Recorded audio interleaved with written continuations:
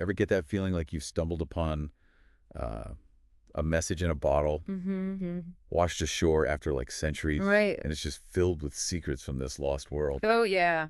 That's kind of how I felt diving into this chronicle, El Primer Nueva Crónica y Buen Gobierno, Wow. written by Guaman Poma back in the early 1600s. It's truly remarkable, isn't There's it? talk about a time capsule, right? This 1,200-page manuscript tucked away in the Royal Library in Copenhagen for centuries gives us a glimpse into Inca culture before and during Spanish conquest. And all through the eyes of someone who was right there, Like what? straddling two worlds. Yes. We're talking about Guaman Poma, someone born into Inca nobility, Right. but also fluent in Spanish, serving as an administrator. Mm-hmm.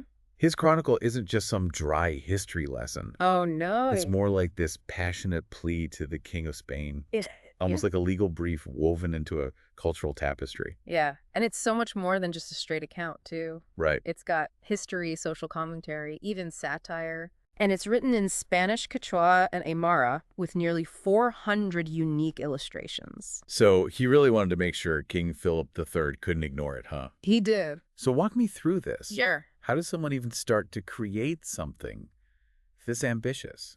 Well, it seems like Poma's exile after a land dispute was a turning point for him. Okay. He poured his frustration, his knowledge, and his artistic talent into this chronicle. Really hoping to expose those injustices faced by the indigenous people under Spanish rule. He was. So he's using this document to try and change the king's mind about how the Spanish are governing Peru. Precisely, he wanted to showcase the sophistication of Inca civilization before the conquest and appeal to the king's sense of justice, to urge him to implement better governance. That's fascinating. It's almost as if he's creating this whole world on paper. Yeah. Both the Inca world that was and the Spanish world as he saw it. And the way he does it is incredibly clever.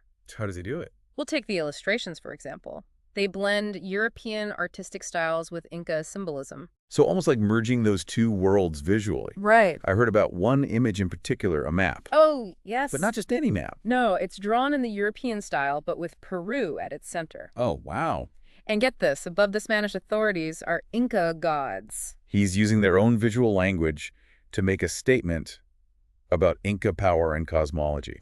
That's bold. He doesn't shy away from using satire either. Right, he doesn't. To kind of expose the flaws he saw in the Spanish system. Right. There's that one illustration with the Inca asking what Spaniards eat. Oh, yes, and the answer is gold.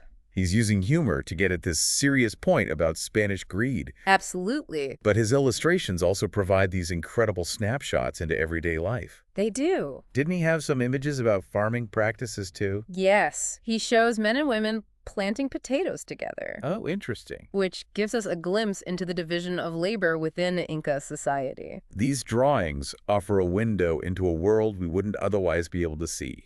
And remember, the Incas didn't have a written language in the traditional sense. Right, the quipu, Yes, they're not based system. which is still largely a mystery. It is. So Poma's work is even more precious because it fills in these gaps left by the quipu. It does. We're getting this visual and written record from someone who lived through these monumental changes. Exactly. And while he celebrates Inca achievements and daily life, he also doesn't shy away from documenting the darker side of Spanish rule. Right. One of the most powerful images is his depiction of Atahualpa's execution. Atahualpa, the last Inca emperor, Yes. he offered a room filled with gold and silver for his release, right? He did, and still the Spanish executed him. Wow. Poma's illustration shows Atahualpa bound, Oh, gosh. Spanish soldiers surrounding him, one ready to deliver the final blow. It's a chilling reminder of the brutality that marked this period. It is. It really makes you wonder if these images are so powerful to us now. Imagine the impact they could have had on King Philip III. Which is why it's so intriguing that the Chronicles seems to have never reached him. What? It was essentially lost to time, only rediscovered in the 20th century. This meticulously crafted message, intended to change the course of history, Yeah.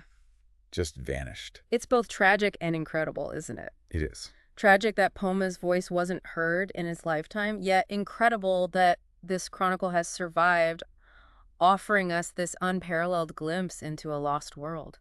It really is. It is. Makes you think about all the other lost voices out there. It does. The stories we may never get to hear. Yeah. But in Poma's case, at least, we have this incredible document. We do. This window into a clash of cultures and the fight for justice. And a fight waged with such ingenuity. You mentioned the satire earlier. I did. And I think it deserves another look. To take on the might of the Spanish Empire armed with pen and ink. Right. That takes a certain kind of courage. It does. It's almost subversive. Yeah. He's using the tools of his oppressors to expose their flaws. Yeah. To highlight the absurdity of what's happening. Exactly. And he does it so cleverly. Like that image of the Inca asking what Spaniards eat. Oh, that one's a classic. It's not just a funny observation. No, it's not. It's a sharp critique of their insatiable hunger for gold. It is. He's using humor to make a powerful political statement. He is. It's like he's sneaking in these truths under the guise of simple questions in everyday scenes. Precisely. And that's what makes Poma such a brilliant strategist. He's not just documenting history. Right. He's actively shaping it, trying to influence the king's perception of the Inca people. He is. And he's doing it all within this framework of European art and storytelling. Right. It's almost like he's saying, I can play your game, but I'm going to use it to tell my own story. Absolutely. He's mastering their language, their artistic conventions. Wow. And then using them to subvert expectations and advocate for his people. That reminds me of something you mentioned earlier. What's that? The map with Karoo at the center. Yeah. It's like he's visually reclaiming the narrative, putting his homeland at the heart of the world. And placing the Inca gods above the Spanish authorities. He's challenging the entire power structure. He is. Through this clever visual juxtaposition. Exactly. You know, I'm starting to realize just how multi-layered this chronicle is. It really is. There's the history, the social commentary, the artistic skill, the political strategy. But it's incredible. It's like peeling back layers of an onion, constantly discovering something new. And that's what makes it so fascinating to study. It's not just a historical document. Right. It's a work of art, a political manifesto, a testament to human resilience. I can't help but think about what a loss it was that this chronicle was never seen by King Philip III. I know the potential impact it could have had. It's definitely a what-if moment in history. It is. But at the same time, the fact that it resurfaced centuries later feels almost like destiny. It does, doesn't it? It gives us a chance to learn from Poma, Yeah. to be inspired by his courage and his ingenuity. It does. And maybe it's even more powerful now. How so? We're having these conversations about colonialism, Right. cultural identity, social justice. Mm-hmm. Poma was grappling with these same issues centuries ago. It's remarkable how relevant his work feels today, isn't it? It is. He was fighting for the recognition and rights of indigenous people, challenging the abuses of power, Yeah. advocating for fairer governance. These are still issues we're wrestling with. We are. It's like his message, bottled up for all those years, Yeah. has finally washed ashore at a time when we're ready to hear it. Exactly. And I think that's what makes history so compelling. What's that? It's not just about the past. It's about understanding ourselves and the world we live in today. Makes you wonder what other hidden gems are still out there, right? It does. Just waiting to be discovered. Yeah. What other voices from the past are waiting to be heard? It's truly humbling to think about. And it really highlights the responsibility we have as caretakers of history, you know, Yeah. to keep searching, keep questioning. And keep challenging the narratives we've been given. Because like you said, history isn't just about dates and facts. Right. It's about people, their experiences, their struggles, their triumphs. And sometimes those stories get lost or silenced over time. They do. And when we rediscover them, like with Guaman Poma's Chronicle, Yeah. it's like we're piecing together a more complete and nuanced understanding of the past. Exactly, like adding missing colors to a tapestry, revealing details we never knew existed. And I think that's one of the things that's so inspiring about Poma's story. What's that? He faced incredible obstacles, He did. yet still found a way to make his voice heard. He used his knowledge, his artistry, his understanding of both Inca and Spanish cultures Right. to create this powerful and lasting testament to his people. It speaks to the power of one person to make a difference. He really does. Even though his chronicle may not have reached the king at the time its rediscovery centuries later has had a profound impact on our understanding of Inca history and culture. It's almost like his message transcended time. It did. He was fighting for justice, for recognition, for the preservation of his people's heritage, Yeah, and those themes still resonate deeply today. absolutely.